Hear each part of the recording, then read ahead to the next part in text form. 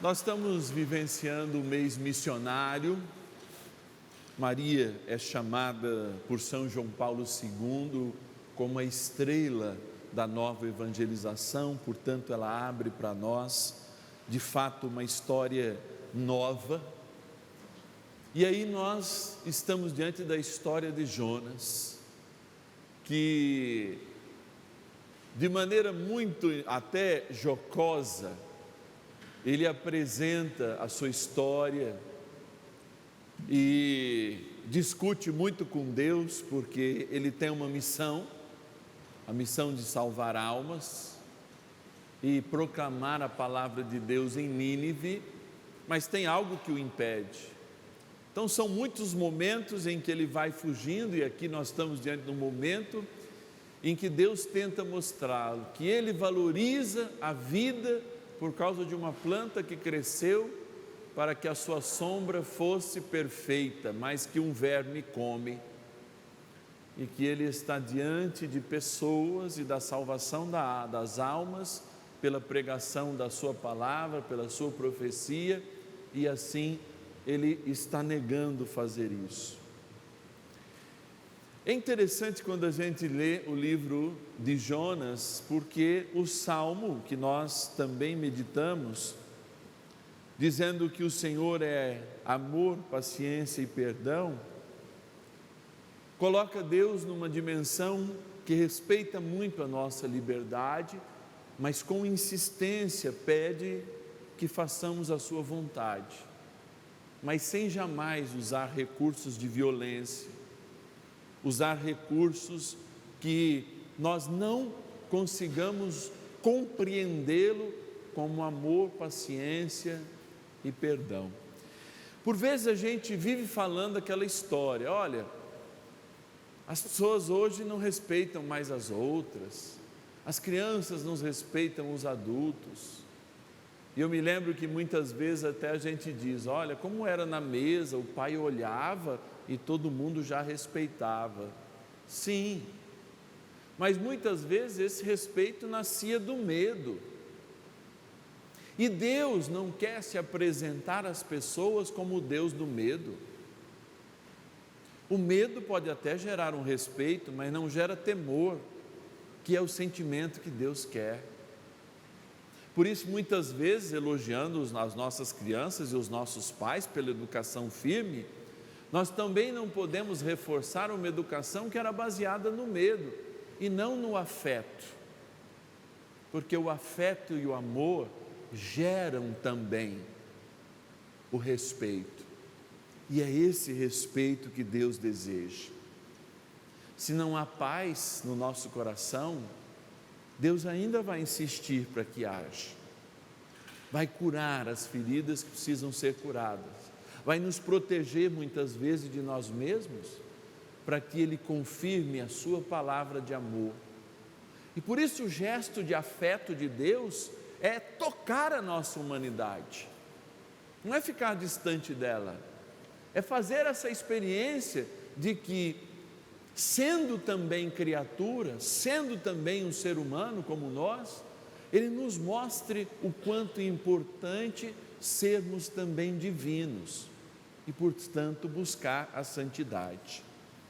E aí nós chegamos no Evangelho. O Evangelho, quando traz esta oração, ele traz a partir de uma indagação, de uma comparação. Ele diz, olha, os discípulos estavam atentos aos discípulos de João. João havia ensinado, e João era muito mais famoso que Jesus no seu tempo, ensinado seus discípulos a rezarem. Mas Jesus ainda não havia ensinado nenhuma oração. E os seus discípulos o provocam.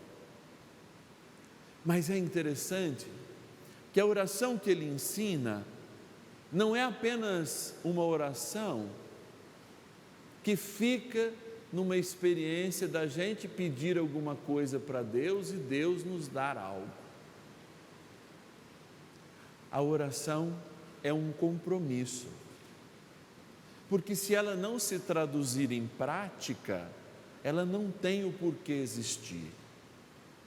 Por isso essa oração está muito bem colocada antes da comunhão. Porque o que é a missa? É a união da palavra proclamada com a realização do Cristo na nossa salvação, que se faz pão e que se faz vinho. E a gente deixa isso para o ponto alto da missa, quando, rezando o Pai Nosso e permitindo que o sacerdote o conclua, por isso que a gente não diz amém no final do Pai Nosso, porque é o sacerdote que vai concluir essa oração, nós repetimos o gesto que Jesus ensinou aos seus discípulos, para que aquilo que foi falado, como se torna prática na fração do pão e do vinho, é Jesus realmente, nós também, a partir do que foi falado e a partir do alimento que recebemos, queremos viver a prática daquilo que rezamos. E isso é tão bonito. Por quê? A oração começa assim: santificado seja o teu nome. Quando nós falamos de nome na Bíblia, ele quer dizer muito mais do que eu dar nome a alguma coisa. Ele quer dar sentido. Então, o sentido da tua eternidade, do teu divino amor, é o que me santifica. Por isso, eu quero que o teu reino aconteça. Santifica a humanidade para que teu reino aconteça. A partir daí a oração diz assim: dá-nos a cada dia o pão que precisamos. E aqui a gente poderia falar da providência de Deus, de um Deus que santifica, que traz o seu reino para que a gente viva e que providencia o alimento de cada dia, especialmente o alimento do céu, que é aquele que nós iremos experimentar. E aí começa a segunda parte do compromisso mais difícil, do compromisso de superar a nossa, vamos dizer assim, inanição espiritual, do compromisso de superar a nossa paralisia espiritual e ser como Deus. Olha que interessante. Ser como Deus é perdoar. E aí Jesus coloca esse compromisso: perdoa-nos os nossos pecados, pois também perdoamos os nossos devedores. E aqui para mim não é apenas o compromisso mais difícil, como a gente reza: perdoai-nos as nossas ofensas, assim como nós perdoamos a quem nos tem ofendido. É de fato o compromisso de viver aquilo que Deus viveu. Se este mundo é de santidade, se o seu reino vem até nós, se mesmo aquilo que a gente trabalha para conseguir, tudo é fruto do céu, porque por vezes a gente acha que a gente é dono de alguma coisa, e aí o cemitério mostra que a gente não é dono de nada, somos meros administradores. Mas aqui eu estou diante de uma decisão: ou eu perdoo para ser perdoado, ou eu emburro, como faz Jonas, e Deus continua tentando me convencer que eu posso ser melhor. Quando Jesus nos dá a graça de fazermos esse compromisso, na sequência ele diz: e não nos deixeis cair em tentação. Por quê? Perdoando, eu recebo perdão e tenho capacidade de não pecar mais. Esta é a história de cada um de nós. Por isso que todos os dias, especialmente antes da Eucaristia, a gente faz esse compromisso, que é um compromisso de amor, mas que tem um pedágio caro. Porque o amor de Deus, ele é ilimitado, ele é infinito. Mas diferente do que a gente pensa, ele não é incondicional, porque Deus não ama quem não quer ser amado. Deus não cuida de quem não quer permitir ser cuidado. E aqui está uma grande missão para toda a igreja, que começa na conversão do nosso coração. Quando diante da história que nós temos, e Deus respeita, diante das negativas como Jonas, Deus respeita, diante da sua benignidade, do seu amor, da sua bondade, da sua paciência para conosco, Ele demonstra o seu amor, crendo mais em nós mesmos, como eu sempre falo, mais do que nós mesmos cremos. E dando-nos a oportunidade de sermos salvos e confirmarmos aquilo que recebemos pela sua cruz. Mas não é um amor sem condição. A condição é que nós o imitemos. E o perdão é a condição que a gente repete todos os dias, em todos os momentos.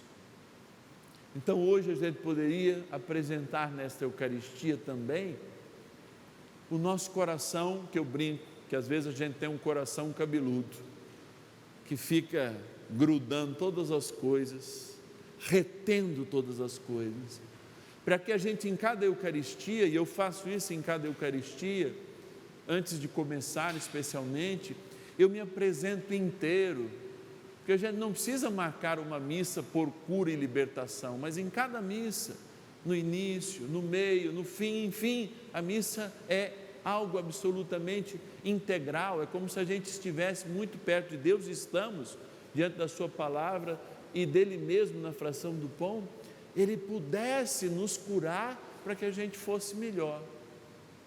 Porque muitas vezes tem pessoas que têm mais dificuldades de perdoar. E tem outras que não, que têm facilidade de perdoar, não é? Na vida é assim, desde criança, muitas vezes a gente é em 2, 3 irmãos, um bateu, já esquece, o outro é aquele fleumático que guarda a vida inteira, que leva aquilo para a vida, mas a todos o Senhor chamou para a sua graça, e está aí a graça que nós precisamos exercer como uma missão todos os dias. Perdoar-nos os outros, para confirmarmos a graça de Deus. Por isso o Senhor nos pede, sede santos como eu sou santo. A natureza nossa, que a gente vem no cachorrinho que tem em casa, no gatinho, é, bateu eu te mordo, mesmo você sendo dono e mesmo você sendo amado. Me encurralou, eu corro. Essa é a lei do talhão que está dentro da nossa animalidade. Mas a lei espiritual que nós recebemos pelo batismo e proclamamos na vida do Senhor que existe em nós, é uma lei que a gente tem que ser curado para crescer no quê? Na imitação de Deus. E qual é a melhor imitação de Deus que aprendemos hoje? O amor, a paciência e o perdão. Amém? Amém. Louvado seja nosso Senhor Jesus Cristo. Para sempre seja louvado. Este programa tem o apoio dos nossos benfeitores. Seja você também um benfeitor, evangelizando conosco. Ligue 0 Operadora 11 4200 8080.